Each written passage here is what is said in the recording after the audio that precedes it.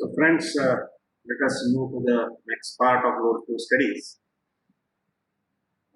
As we were discussing that first, uh, what we have to ensure that whatever is the load that is supplied by the generators, and uh, not only the load has to be supplied, but we also need to supply the generators also need to supply the losses, right? So let me open that file.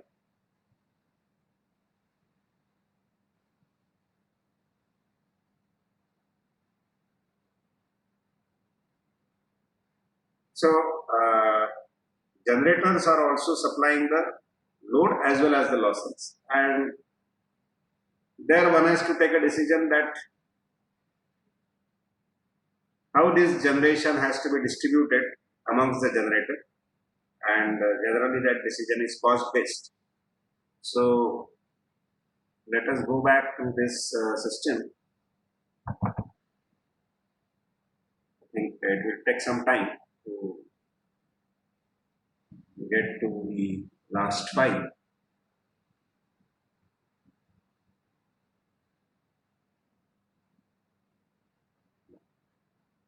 So this was our system, and we had said that first it should cater to the transmission losses as well as the load. But this is not the only condition. This is not the only condition. The other condition is after we calculate the voltage, that now the generation and load balance has been satisfied. That condition is satisfied. And now I need to know what will be the voltages.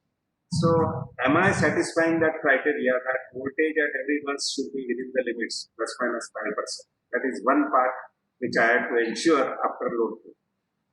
So this is one. The second part is, as I have written here, that we will also calculate what is the power flowing in each of the transmission line.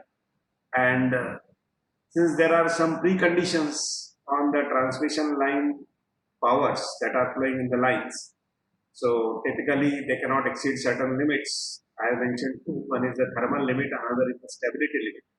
So stability limit is generally taken care by ensuring that the phase angles of the buses should be within some difference. Typically, a difference of 15-20 degrees should be there, not more than that. So that will ensure the stability of the system in case there is some fault suddenly happening. If this line is fully loaded, then the phase angle difference is quite large, and then it may go unstable. How we will see in not maybe this year, but in next year when you learn in Power 2. So for the time being, you can only note that there is certain limit on the line flow. So we have to ensure that all the voltages are within the limits, all the power flows are within the limits. So what is the input of the what is the input and what is the output? So input is to the load flow. If I write this as a load flow, is a program basically. Yes. You have to write a program.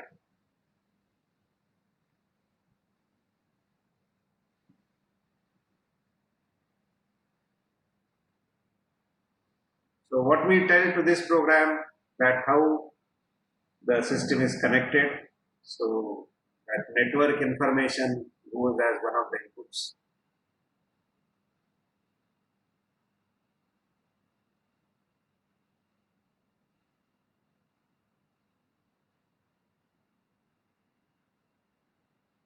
And secondly, we should know what is the load and how much is the generation.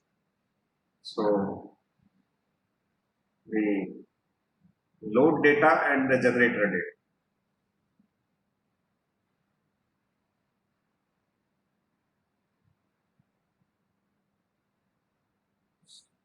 These are also fed. So typically this network information we get through Y-bus. So that is why I took bus admittance matrix Y-bus first, because it is very important entity in load flow program. So once we tell to the computer or to the load flow program that what is our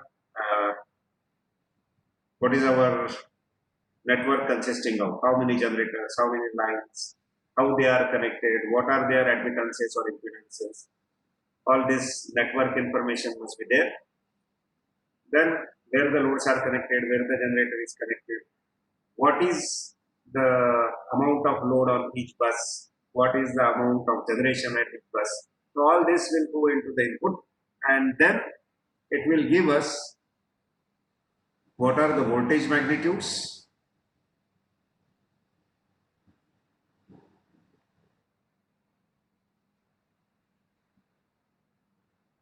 and their phase angles,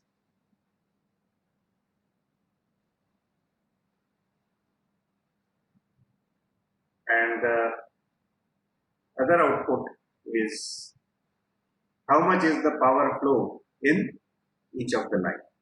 So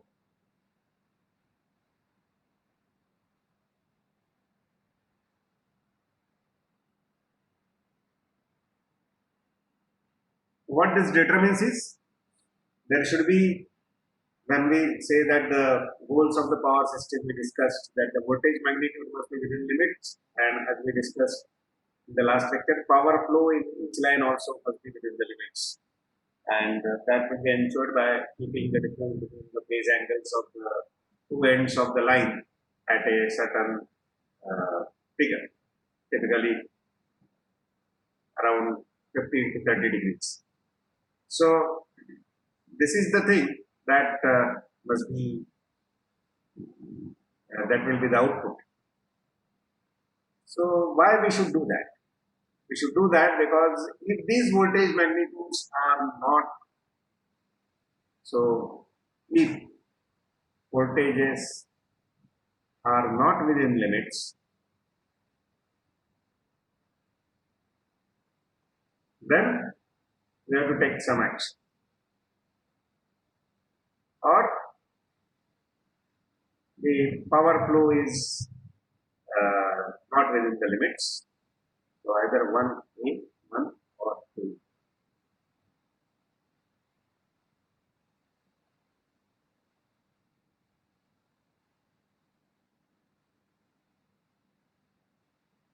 So this is not an acceptable situation. So it is not an acceptable situation.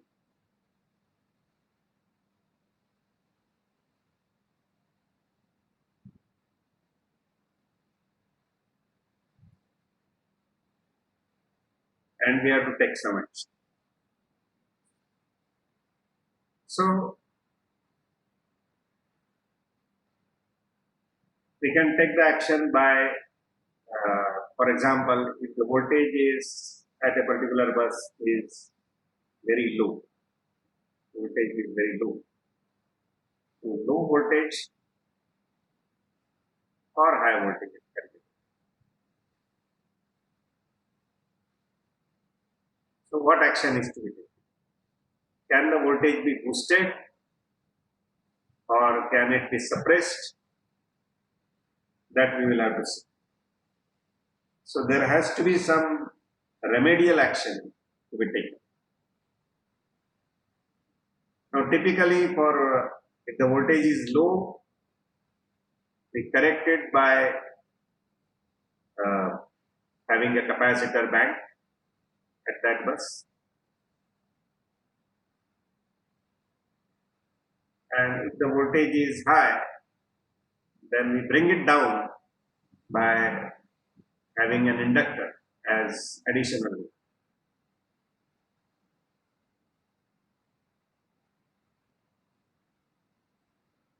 As additional load.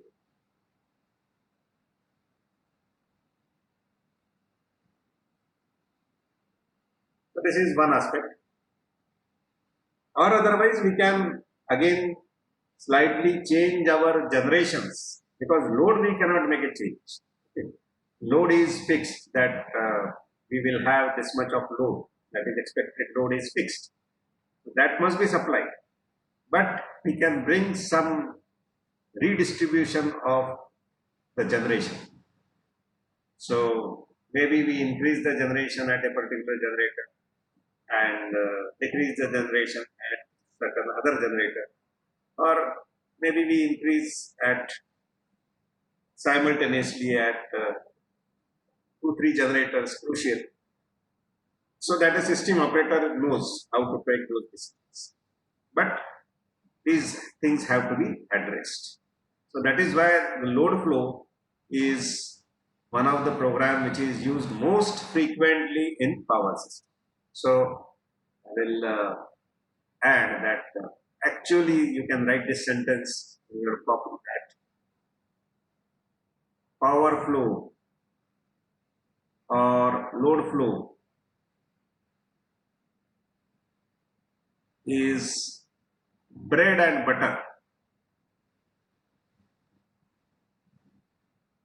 for power system engineer.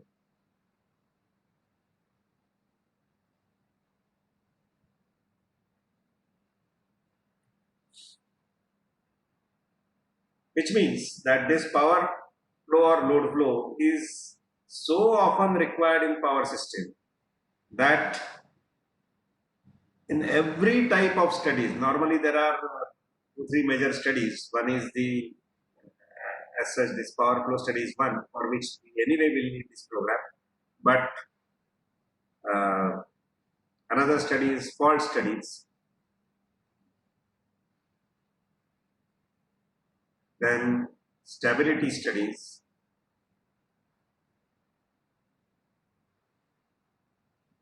So in all these studies, we require load flow as the first thing that we have to do. Why? Because load flow is static solution of the power system.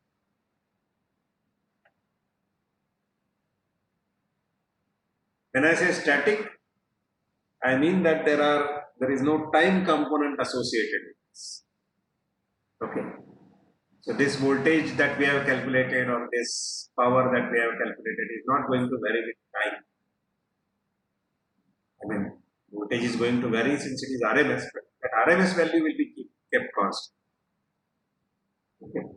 So that is why it is called as a static solution of the power system.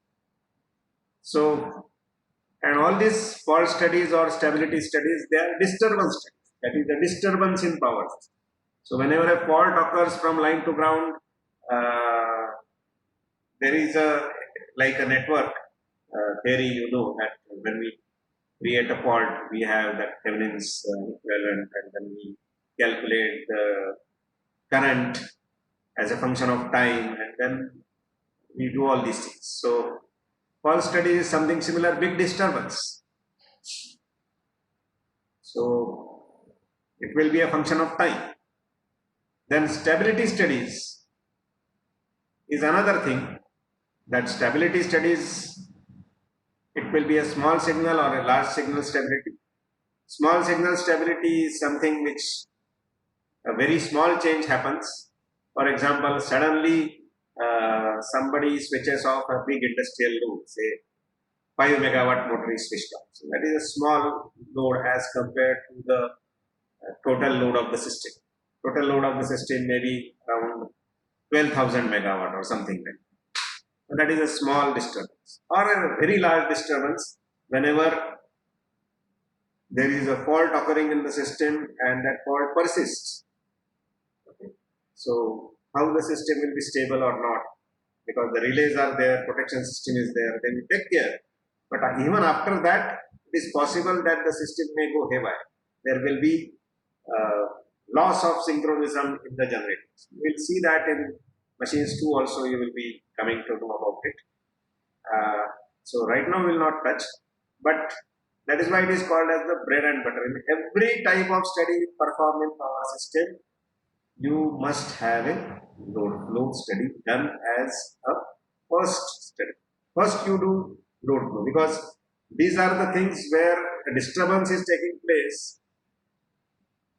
Then how the things will change, that is one thing. But prior to the disturbance, what was there, that is told to us by load flow. So first, before we do undertake any such studies, first study we must do is either it must be a load flow study that we must do. That what was the steady state situation prior to that disturbance? Before, like in network theory, you say, na, before the switch is closed, S, what is the system? That we must know. So initial conditions of the system we calculate first, right? And then we impose the disturbance. Similarly, this calculates the initial condition of the system, that prior to that disturbance, what was the case. So it is required so often. So I have just limited to 2, but there will be many more I can add to this, but right now you will not understand much of it, so I am not elaborating on that. So let us try to understand how we can mathematically understand these equations. So I will add one more page. Now let us say that this is a bus, and this is SGI is the generation complex power which is being pumped into the bus, and at this bus there is a load which is SDI. So what is the net power which is being injected into the bus? I call that as SI. So SI is equal to SGI minus SDI. Are you recognizing this, or I will again write that as better, clearer SDI. So this is the bus number. This is the complex power. I call it as EI plus JQI. Now I know that SI is the complex power, and when I say PI plus JQI, it is the net injected power. So again, this I will emphasize: net injected power into the bus. So this is the power which is net injected. So SI, which is equal to PI minus JQI, and if PI is the voltage at this bus, so let this voltage be PI. So I can write SI as VI into II conjugate. So the current here is I. II again is the net current that is injected into this. So it is IGI minus IDI. So I can write this PI plus JQI. This is PI plus JQI is equal to VI into II conjugate.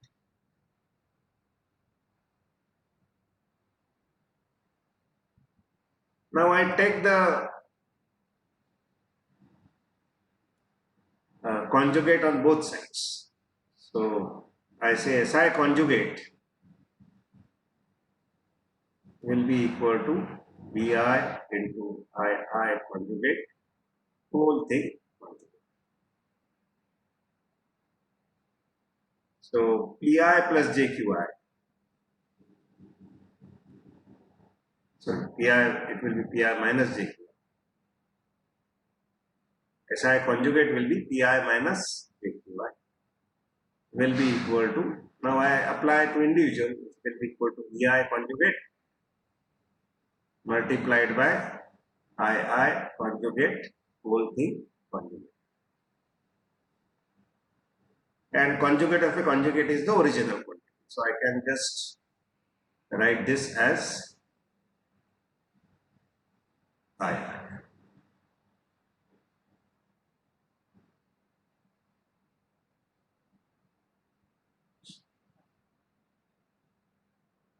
Now in the Y bus, we have seen that I can write II in terms of the Y bus of the system.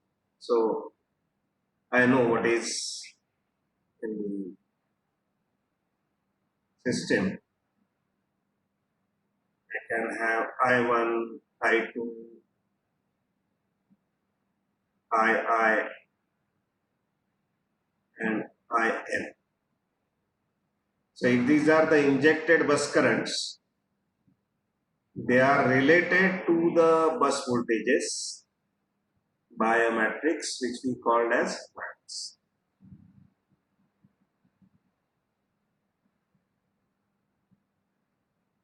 So this is V1, V2,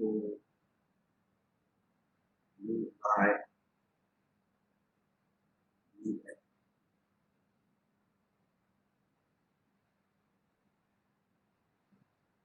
And this matrix is called as Y-bus.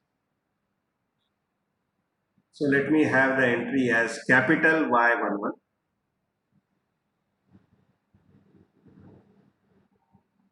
capital Y12, going on capital Y13, then Y21, Y22, and going on like this, Y2, and continuing, we will have Y1, Y2, continuing, Y, I. For the IN, I can write IN will be equal to YN1, YN2, and continuing YN. Right. So I can write II in terms of this. So II will be equal to what? II will be equal to this row into this one. For example, I1 will be equal to this row into this one. So I1 will be equal to Y11 into V1 plus Y12 into V2 plus Y13 into V3 plus Y1I into Vi and continuing Y1N into V. So I can also write II as Yi1 into V1 plus Yi2 into V2 plus Yii into Vi plus continuing like this plus Yin into V. So I can write that as EI minus JQI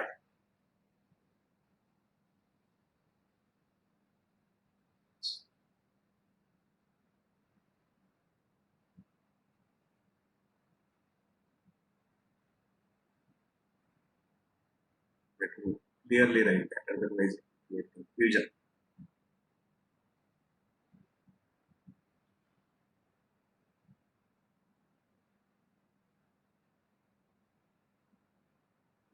Is equal to EI conjugate into I.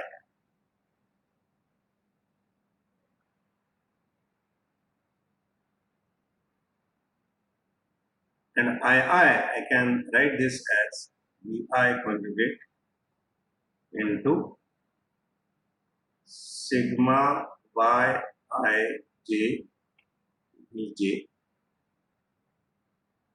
j equal to 1 to, is it right? So we have seen here that II is equal to Yi1 into V plus Yi2 into V2 plus yi3 into v2 plus yin into.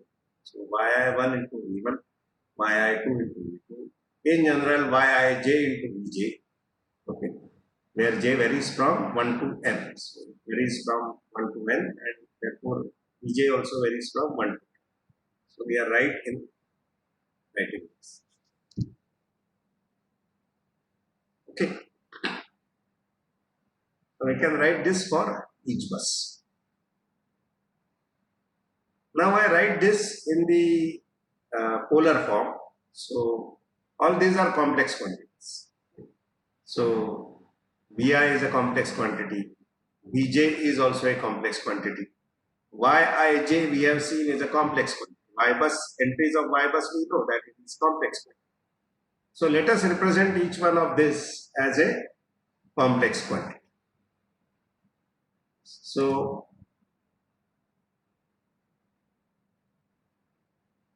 let me express this is Vi at an angle delta I, whole thing conjugate, multiplied by, let this be Yij at an angle theta ij. Okay, this is the complex number which I am expressing. This is the polar form Yij into theta ij into Vj. Vj also I will have to write as modulus of Vj at an angle delta G.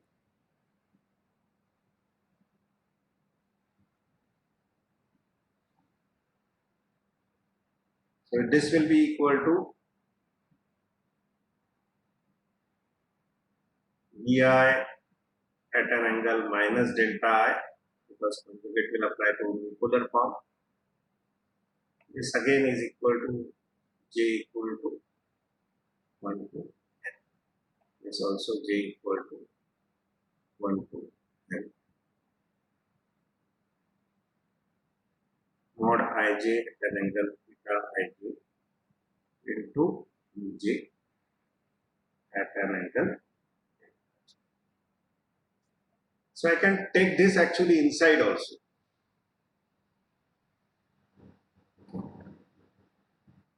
So if I take this inside, let me see, it will be getting multiplied with each one of this term. It will be getting multiplied with each one of this term. Take it inside.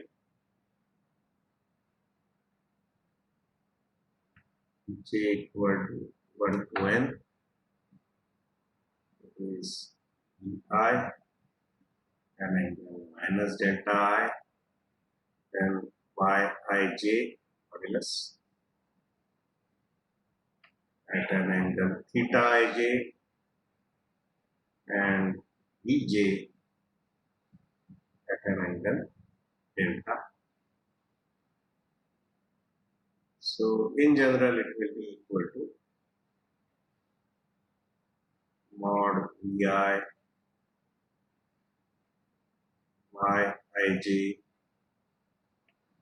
Vj at an angle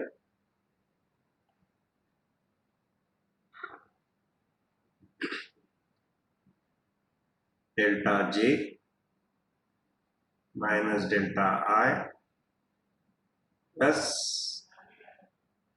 theta I.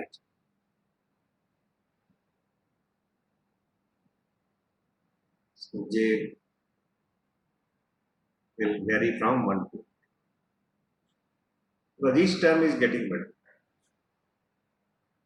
So once we have this expression, now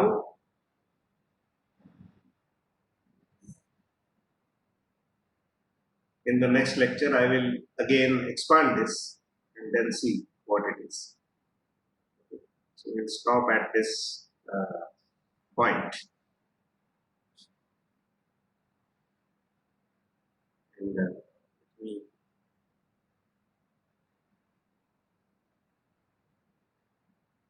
stop the recording here. Stop sharing.